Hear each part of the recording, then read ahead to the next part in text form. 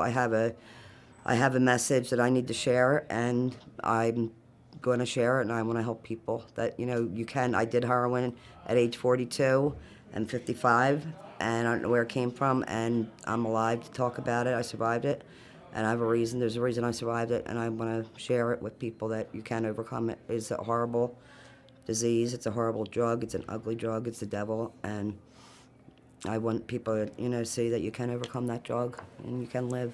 Being an activist is where I get my support from, and also just all of the partners that I've gained through the years, I get support through that. I'm a member of CABI, the Coalition to Abolish Death by Incarceration. I'm a member of the No 215 Jail Coalition. We're trying to end cash bail in Philadelphia.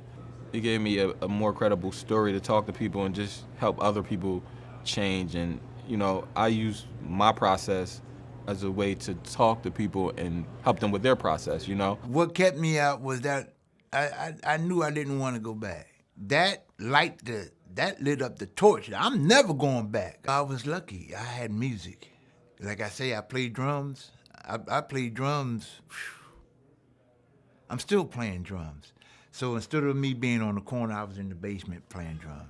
When the judge's gavel came down, I had made a decision, many decisions, but the biggest one was that I needed to figure out why this was all happening and try to understand how I could make sure it never happened again. So I get more joy out of placing someone in a career and finding their way, helping them find their way, than any verdict I think I've ever gotten as a trial lawyer. And I'm going to continue until the system is repaired and fixed.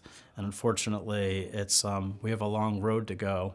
But returning citizens need to know that there are people out there that care, that have walked their walk, and that get it. I have 14 months clean, and what has worked for me was the Mothers in Charge program. They actually give you like 25 lessons that show you like how to build your self-esteem. Like if you've been sexually abused as a female or if you've been through drug addiction, it's just the only thing that's ever worked for me.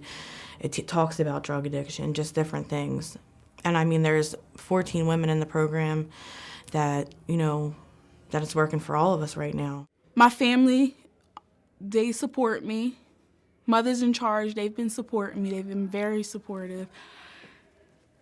I now work 2 jobs, which I want to keep.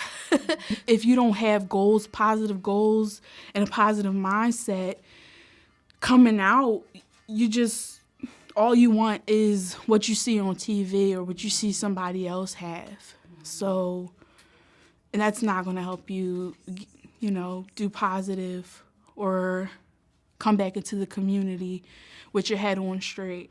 I reside in West Oak Lane. I have a house in West Oak Lane, and I have sole custody of my 2 biological daughters. What helped me was my education, but the other thing that helped me is to recognize that I'm a valuable human being, and I believe that self-development is the basis for community development. And so I recognized that I had to grow and develop as a young man, as a man, in order to bring about change in my own life so that I could be an asset in society and not a liability. My family and my partner is the best support, and Mother in Charge. They there to support me and help me to better myself. Then I did anger management, so they helped me a little. And the Mother in Charge course got a lot of anger management and thinking for a change, helped me with thinking before I react instead of just acting out. There was a lot of struggle in between everything from getting rejected for a job, cleaning porta potties because I had a criminal record, down to, working at a poultry plant, processing turkeys. So those are the ups and downs of my last 15 years, but I can honestly say that the foundation that I developed while incarcerated helped me weather the storm. We studied a lot of literature written by Black progressive thinkers and philosophers and sociologists and psychologists, and it put a lot of things in perspective for me, and I was able to share what I was learning through the brothers that mentored me and helped me grow intellectually, emotionally, spiritually. We do it for duty's sake because it's the right thing to do. But recognize us. Because you recognize us if we were out there robbing somebody saying, see, they can't change, right? Recognize the work. Give us a chance. Allow us to be full citizens so that we can stop gun violence, not just in South Philly, but in Philly, so that we could take more schools off the persistently dangerous list.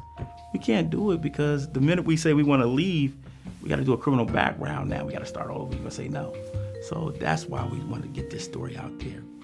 We respect the journey that everybody go through in prison. We know we've been here.